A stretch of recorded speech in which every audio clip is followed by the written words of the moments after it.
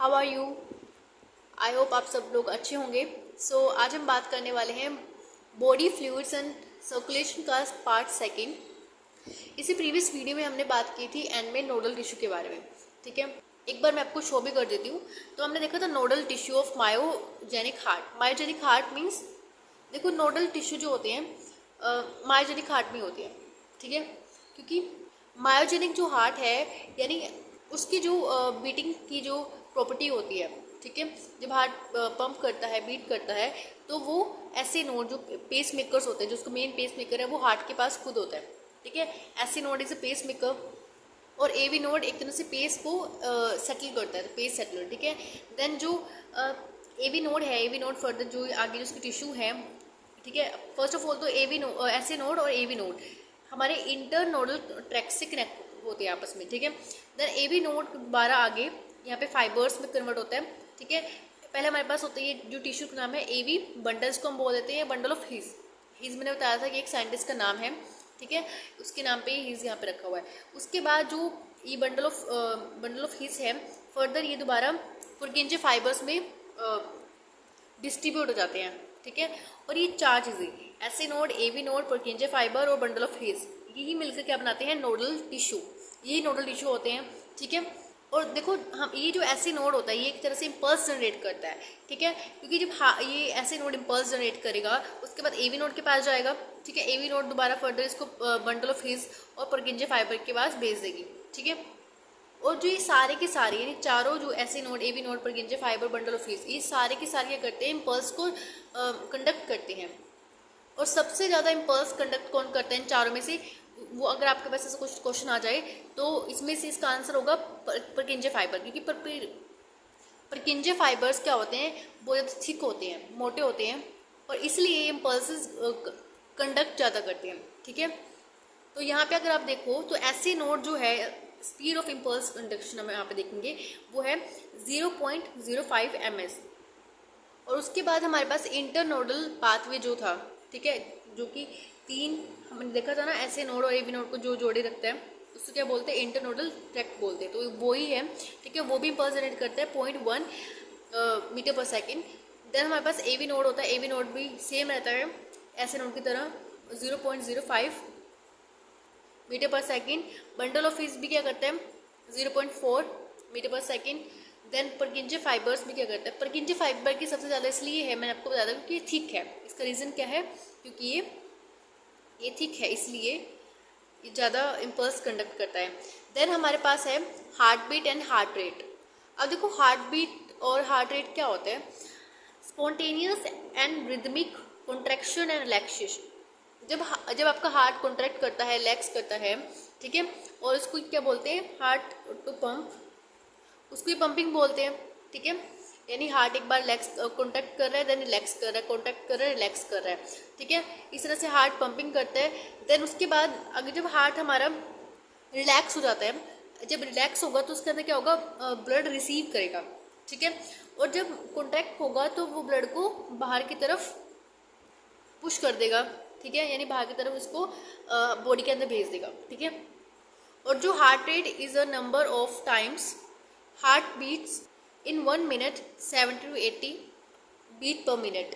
यानी जो beat per minute है वो 70 to 80 है, ये तो सबको पता ही है नॉर्मल। ठीक है, लेकिन जो हार्ट रेट है उसकी फैक्टर इफेक्टिंग्स क्या हो सकते हैं। ठीक है, क्योंकि जो हमारी हार्ट रेट है वो उसकी फैक्टर इफेक्टिंग्स बहुत ज़्यादा है।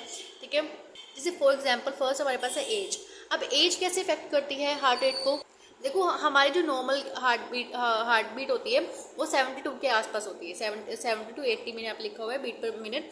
ठीक है, और अगर हम बात करें एज कैसे इफेक्ट करती है, एज ये ऐसे इफेक्ट करती है, देखो फर्स्ट ऑफ ऑल जो फीटस होता है, ठीक है, अभी वो मदर की वोम में है, मदर की यूट्रस में है, और इसकी उस टाइम पे बीट कितनी होती है 140 to 150 बीट पर मिनट। ठीक है, और अभी जब न्यूनेट यानी अब जब उसने जन्म ले लिया, नया नया जन्म हुआ है, ठीक है, तो उस टाइम पे हार्ट बीट होती है 130 to 140 पर बीट पर मिनट। ठीक है, और उसके बाद जब वो बच्चा अप टू 12 ईयर्स एज में आ जाता है तो उस टाइम पे उसकी बीट कितनी हो जाती है 100 to 110 पर बीट पर मिनट हो जाती है।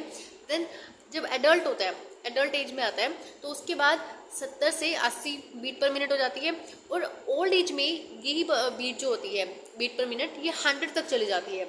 अब इसका रीज़न भी है। अब देखो, जब बेबी वॉर्म में था, ठीक है, उस टाइम पे कितना था, 140 to 150 बीट पर मिनट।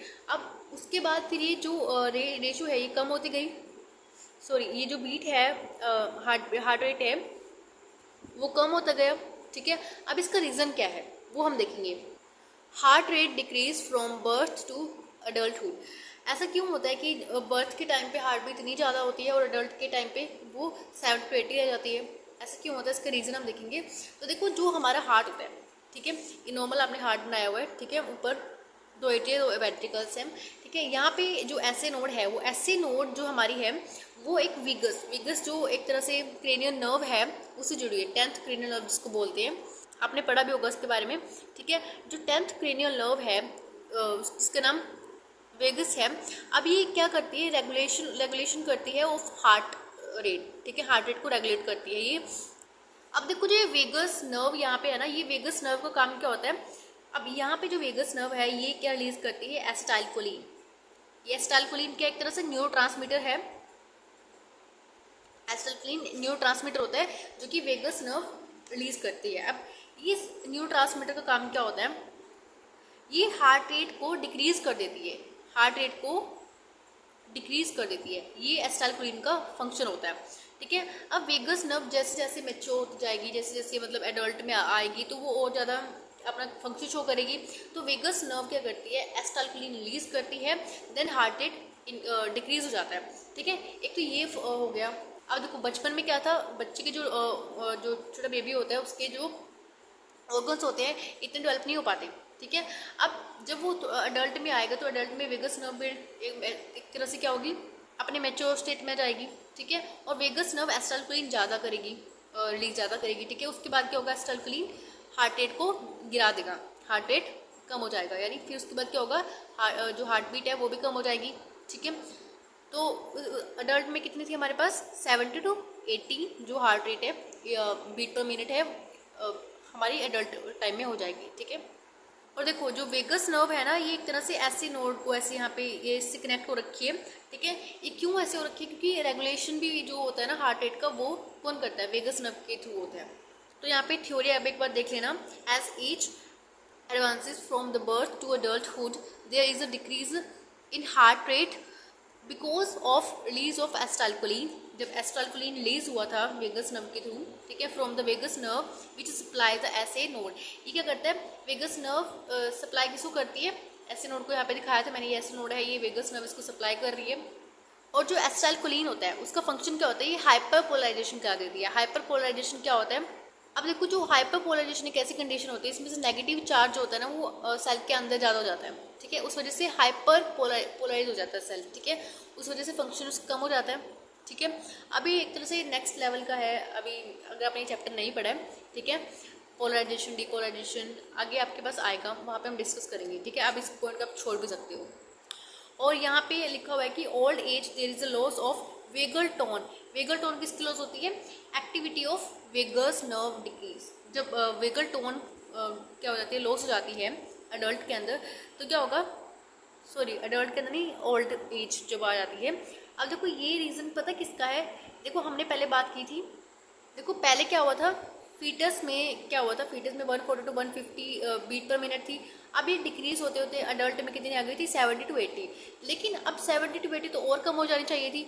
अब ऐसा क्यों होता है कि जो हमारा ये 100 बीट पर मिनट चली गई है, ऐसा क्यों है, अब तो इस टाइम पे तो कम होनी चाहिए थी ना, अब ये बड़ी क्यों है, इसका हम रीज़न देखेंगे, ठीक है। अब देखो, अभी जब एक छोटा बेबी अभी आया था, ठीक है, इस दुनिया में, तो उसकी जो वेगस नर्व थी वो अभी एक तरह से पूरी तरह मैच्योर नहीं हुई थी। लेकिन जब अब वो थोड़ा थोड़ा बड़ा होता गया, ठीक है, उस टाइम पे क्या होगा, उसकी जो वेगस नर्व थी वो मैच्योर हो गई, ठीक है। मैच्योर वर्ड ठीक नहीं है इसके लिए, अब मान लो बस एक तरह से वो फुल ग्रो हो गई, ठीक है, एक तरह से फुल डेवलप हो गई उसके अंदर वो वेगस नर्व। अब वो वेगस नर्व एसिटाइलकोलिन रिलीज कर रही है। अब एसिटाइलकोलिन का फंक्शन क्या होता है, हार्ट रेट को गिराना। अब हार्ट रेट तो एक मान लिया हमने 70 to 80 जब हार्ट रेट आया था वो किस वजह से आया था, एसिटाइलकोलिन क्या हो रहा है, रिलीज हो रहा है जिस टाइम पे, ठीक है। अब ओल्ड एज में क्या होता है, ये जो वेगस नर्व है ये तो क्या हो रही है, एक तरह से डिक्रीज हो रही है, वेगल टोन से खराब हो रही है, तो इस केस में तो हार्ट रेट क्या होना चाहिए था, इंक्रीज हो जाएगा। ठीक है, अब देखो यहाँ पे ओल्ड एज में क्या हुआ, जब वेगल टोन वेगस नर्व की खराब हो गई यानी डिक्रीज हो गई, तो उससे क्या हुआ, हार्ट रेट इंक्रीज हो गया। कि जब वेगस नर्व काम क्या था, एसिटाइलकोलिन को रिलीज करना। अब जो वेगस नर्व है वो ही अपना डिक्रीज हो गई है, इसकी एक्टिविटी खराब हो गई है या बोल सकते हो डिक्रीज हो गई है, तो अब एसिटाइलकोलिन तो रिलीज नहीं हो पा रहा। ठीक है, अब एसिटाइलकोलिन जब रिलीज नहीं होगा तो हार्ट रेट क्या होगा, इंक्रीज ही होगा ना। ठीक है, और दूसरा रीज़न क्या होता है, ओल्ड एज में आते आते जो ब्लड वॉल्यूम होता है वो भी गिर जाता है।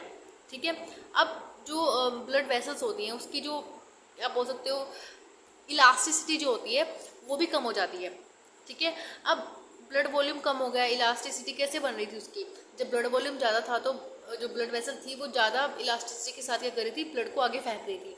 लेकिन ब्लड की वॉल्यूम कम हो गई है, अब इलास्टिसिटी क्या हो गई, ब्लड वेसल्स की खत्म हो गई है, लॉस हो गई है। ठीक है, तो इसके लिए हार्ट को ज़्यादा काम करना पड़ेगा।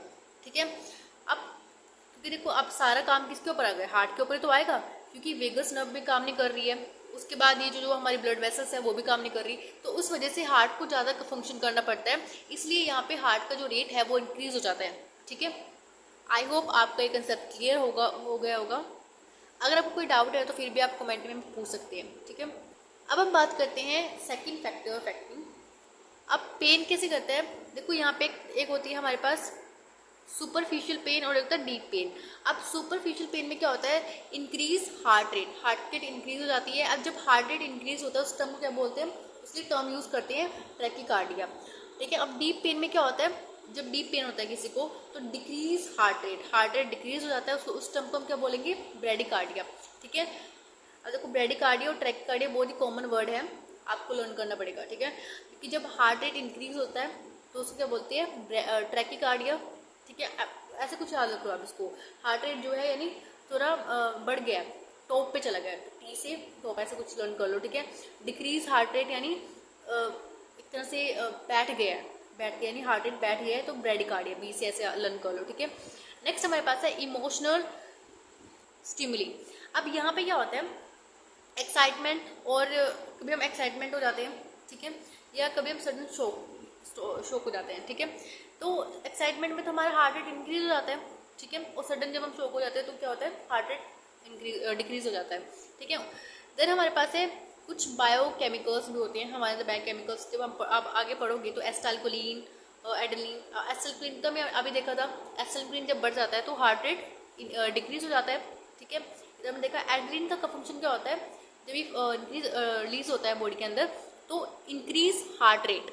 ठीक है, नेक्स्ट कुछ आयंस भी होते हैं, अगर देखो मान लो एक्सेसिव में सोडियम पोटेशियम हो हमारे बॉडी के अंदर, ठीक है, हो जाए तो हार्ट रेट डिक्रीज हो जाता है, और अगर कैल्शियम एक्सेसिव हो जाए तो हार्ट रेट इंक्रीज हो जाता है। ठीक है, नेक्स्ट हमारे पास है एनिमल का साइज। एनिमल का साइज भी मैटर करता है, अगर लार्ज एनिमल है तो उसका लो हार्ट रेट होगा।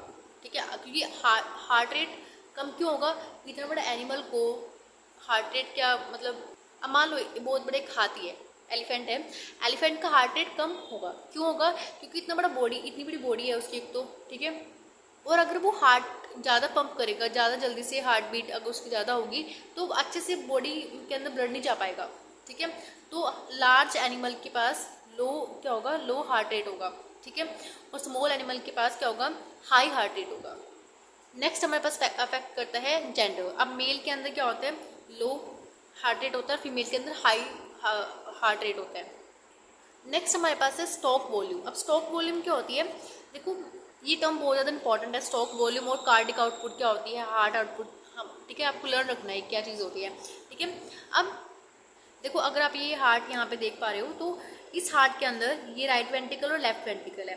देखो यहाँ पे दो वेंट्रिकल्स है, एक ये वाला। ठीक है, तो ये एक वेंट्रिकल हमारे पास दिया हुआ है, इसमें क्या होता है, एक वेंट्रिकल के अंदर 70 ml ब्लड क्या आता है। ठीक है, अब 70 ml ब्लड एक के अंदर आएगा, 70 ml ब्लड दूसरे वेंट्रिकल के अंदर आएगा। ठीक है, अब जो हमारे पास ईच, अब यहाँ पे क्या लिखा हुआ है, 70 ml of 70 ml for each ventricle, यानी जो 70 ml ब्लड है वो ईच वेंट्रिकल के अंदर आएगा।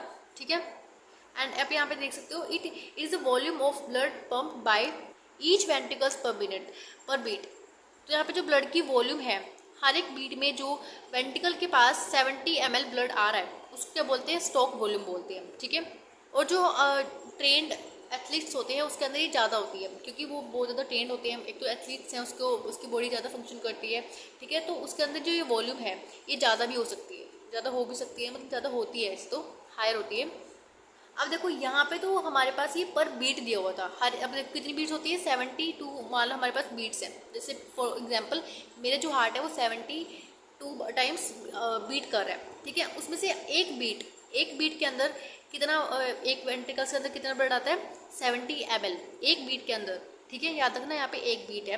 और कार्डिक आउटपुट में क्या होता है, यहाँ पे पर मिनट है, अरे एक पर मिनट में कितने वो होती है हमारे पास हार्ट रेट बीट कितनी होती है, 72। फॉर एग्जांपल हमारा मेरा जो हार्ट है वो 72 टाइम्स बीट कर रहा है, ठीक है।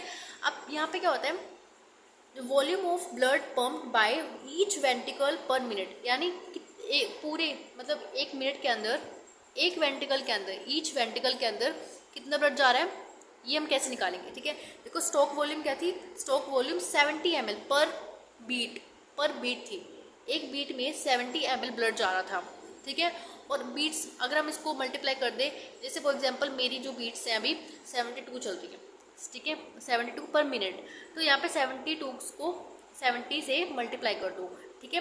तो हमारे पास सपोज यहाँ पे कितना आ जाएगा, लगभग 5000 के पास ml यानी ब्लड जो आ रहा है एक मिनट के अंदर हार्ट के अंदर आ रहा है, ठीक है। लेकिन यहाँ पे ये चीज़ वरी भी कर सकती है, हार्ट रेट वरी भी कर सकता है। अगर आपका हार्ट रेट 80 है तो यहाँ पे 80 कर सकते हो, ठीक है। एटलीस्ट में ज़्यादा भी होता है तो यहाँ पे उसके अकॉर्डिंग करना है, ठीक है। और यहाँ पे नोट लिखा हुआ है during exercise the cardiac output increase. कैसे होता है, जब हम एक्सरसाइज करते हैं तो यहाँ पे ये लगभग 11 लीटर के आसपास पहुँच जाता है, ठीक है। देखो यहाँ पे क्या होता है, 5000 ml दिया हुआ है, ठीक है। तो 5000 ml यानी आपका 5 ml, ठीक है। और इसकी दुगना यानी 11 ml 11 लीटर चला जाता है। इसका क्या होगा 5 लीटर अगर हम लीटर में कन्वर्ट करें, और अगर आप एक्सरसाइज कर रहे हो तो उसका डबल हो जाएगा यानी 11 लीटर हो जाएगा। ये ट्रेन एथलीट्स की बात हम कर रहे हैं जो एक्सरसाइज करते हैं, उस टाइप की हम बात कर रहे हैं, ठीक है।